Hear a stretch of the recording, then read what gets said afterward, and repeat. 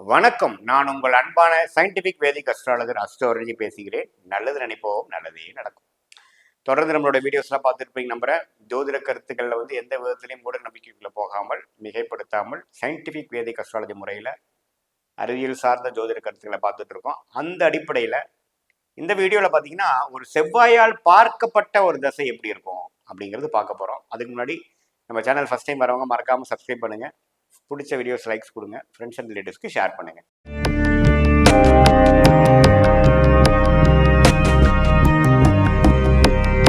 இப்போ பார்த்தீங்கன்னா செவ்வாய் அப்படிங்கிற கிரகம் என்னன்னா சனிக்கு அடுத்தபடியான ஒரு பாவர்.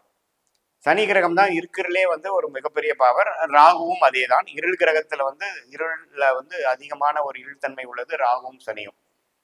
முழு பாவர்னு சொல்லலாம். முக்கா பாவர் என்று சொல்லப்படுகிறது செவ்வாய். அதாவது 75% பாவர். கும் இருட்டு கிடையாது, ஒரு செம்மிருட்டு, ஒரு செம்மை கலந்த இருட்டுன்னு சொல்லலாம்.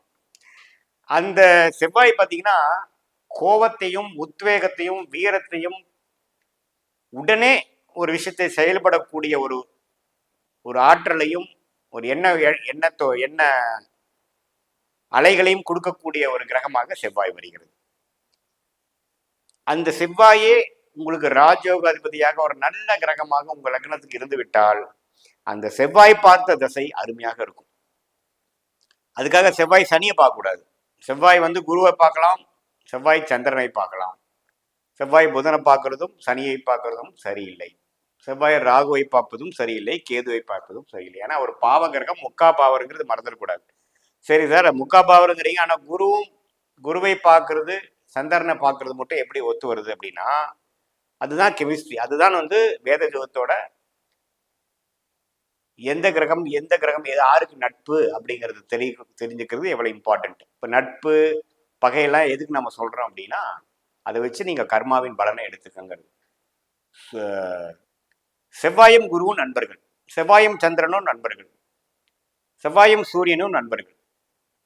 ஆனா செவ்வாயும் சனியும், செவ்வாய் புதனும், செவ்வாய் சுக்கிரனும், செவ்வாய் ராகுல நண்பர்கள் கிடையாது. ராகு கேதுவோட எந்த ஒரு பாவ கிரகம் ஆகும் பொழுது அந்த ராகு கேதுங்கிற சாயா கிரகம் பாவத்தும் அடைகிறதுங்கிறது நமக்கு தெரியும். ஸோ அப்படிங்கிறப்போ ஒரு மீன லக்னம் எடுத்துக்கிட்ட செவ்வாய் ராஜயோகாதிபதி, 2க்கும் 9 கூடையவன், 9ஆம் வீட்டு அதிபதிங்கிற தர்மஸ்தானாதிபதி ராஜயோகாதிபதியா வந்து விடுகிறார்கள். ஸோ அவரோட லக்னாதிபதியே குருவா இருந்து அது செவ்வாய் 4ஆம் பார்வையாவோ 7ஆம் பார்வையாவோ 8ஆம் பார்வையா பார்க்கிறார். உங்களுக்கு செவ்வாய் தெரியும், 4, 7, 8ங்கிற பார்வை. 7ஆம் பார்வைங்கிறது சாதாரண ரெகுலரான பார்வை, 4, 8ங்கிறது விசேஷ பார்வை அப்படிங்கிறது உங்களுக்கு தெரியும். ஸ்பெஷல் பார்வை, ஸ்பெஷல் ஆஸ்பெக்ட்ஸ்.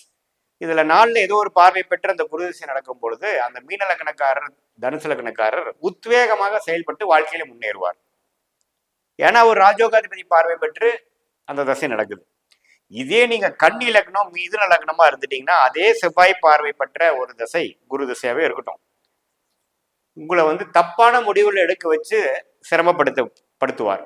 ஏன்னா உங்களுக்கு செவ்வாய்ங்கிறது கன்னி லக்னத்துக்கும் மிதுன லக்னத்துக்கும் ஆகாத ஒரு கிரகம், 6க்கு 8 கூடையவன். கிளாரிட்டி இல்லாமல் செயல்பட்டு மாட்டிக்கொள்வீர்கள், அதிக பிரசித்தனமா பண்ணி மாட்டிக்கொள்வீர்கள். ஒரு விஷயத்தை முழுசா யோசிக்காம அவசரப்பட்டு ஒன்று செஞ்சு லாஸ் பண்ணிப்பீங்க, நஷ்டமடைவீர்கள், பாதிக்கப்படுவீர்கள். இங்கதான் நீங்க ஃபங்க்ஷனல் கேரக்டரிஸ்டிக்ஸ், அதாவது அந்த லக்னத்துக்கு அவர் யாருங்கிறத வச்சு நீங்க செவ்வாய் சொல்ல முடியும். ஆனா சனிங்கிறது பாத்தீங்கன்னா, சனிக்கும் இதே தானே, நீங்க ராஜயோகாதிபதியா இருந்து சனியின் பார்வை முழுசா கெடுக்கும். ஆனா செவ்வாய் முக்கா பாவரா இருக்கிறதுனால அவர் ராஜயோகாதிபதியா இருந்ததுன்னா ஓரளவுக்கு நல்லது கொடுக்கும். பட் இருந்தாலும் அவர் முக்கா பாவர்னு வர முடியாது. கொஞ்சம் அவங்களோட பேசுறதுல பழகிறதுல எல்லாம் ஒரு ஃப்ரிக்ஷன் இருக்கும். ஏன்னா அவர் ஒரு செவ்வாயின் தாக்கத்தில் இருக்கக்கூடிய தசையில் இருக்கிறார்.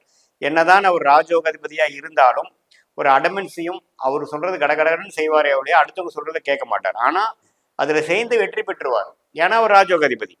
இதே ஆகாத ஒரு லக்னம், செவ்வாய் ஆகாத லக்னத்துல பார்வை பெற்று அந்த தசை நடந்ததுன்னா அப்பவும் அவர் சொன்னா யாரும் கேட்க மாட்டார். அவர் யாரும் சொல்றதையும் கேட்க மாட்டாரு. பட் இருந்தாலும் ஜெயிக்க மாட்டார், பாதிக்கப்படுவார். அங்கதான் அந்த சூக்ஷ்மம் இருக்கு, ஜோதிட சூக்ஷ்மம் இருக்கு. அட்வான்ஸ்டா நீங்க படிச்சு நிறைய ஜாதகங்கள் பாக்குறப்ப உங்களுக்கு இந்த நுணுக்கங்கள்லாம் தெரியும். பொதுவா செவ்வாய் பார்வை இருக்காங்கிறது தெரிஞ்சுக்கங்க. செவ்வாயால் பார்க்கப்பட்ட ராகு அடிபடுதல், விபத்து உள்ளாகிறது, வெட்டுக்காயம் உள்ளாகுது, அதெல்லாம் கொடுக்கும். ஏன்னா செவ்வாய் ராகுவை பார்க்குறது கொஞ்சம் தப்பு. செவ்வாய் ராகுவோட சேர்றது நல்லதில்லை. ரெஸ்ட்லெஸ்ஸாகவே இருக்கும் லைஃபு. அலைச்சல்கள் அதிகமாக இருக்கும். ஏன்னா எந்த ஒரு சுபத்துவமும் இல்லை. ஏன்னா ராகுவும் பாவகிரகம், செவ்வாயும் பாவகிரகம். ஆனால் அவர் ராஜோகாதிபதியாக இருந்தாருன்னா அந்த அலைச்சல் மூலமாக ஜெயிப்பார். கொஞ்சம் காசு சம்பாதிப்பார், கொஞ்சம் வாழ்க்கையில் முன்னுக்கு வருவார், பேரும் புகழும் பெற்பார், நல்லா படிப்பார், அப்படி இருக்கும். ஸோ செவ்வாயின் பார்வை முக்கா பார்வராக இருக்கும்னால அவர் வந்து அந்த எந்த லக்னத்துக்கு நம்ம செவ்வாய் பேசுகிறோம், அந்த லக்னத்துக்கு செவ்வாய் நல்லவரா மீடியேட்டரா எப்படி இருக்குங்கிறத பார்த்து தான் நீங்கள் முடிவு பண்ண முடியும். பொதுவாக பாவகிரகம் என்று சொல்லப்படுகிற சனி, செவ்வாய், ராகு, கேது விட்டுறலாம். கேது இன்னொரு சப்ஜெக்டில் பேசுவோம். இந்த 3 கிரகம் பார்த்தாலோ சேர்ந்தாலோ, ராகுக்கு பார்வை இல்லை, ராகுவால் சேர்ந்து அல்லது செவ்வாயால் சேர்ந்து, சனியால் சேர்ந்து, அல்லது சனி செவ்வாய் ராகு சனி செவ்வாயால் பார்க்கப்பட்ட ஒரு கிரகத்தின் திசை கொஞ்சம் ரிஸ்கான ஒரு திசை தான். அவர் என்னமான ஒரு கிரகம் அப்படிங்கிறது அந்த லக்னத்துக்கு என்னவா இருக்கிறாருன்னு பார்த்து தான் துல்லியமான பலன் எடுக்க முடியும். இந்த வீடியோ உங்களுக்கு பிடிச்சிருக்கும்னு நினைக்கிறேன், விவோகமாக இருக்குன்னு நினைக்கிறேன். மீண்டும் மற்றொரு காணொலியில் சந்திப்போம். நன்றி, வணக்கம்.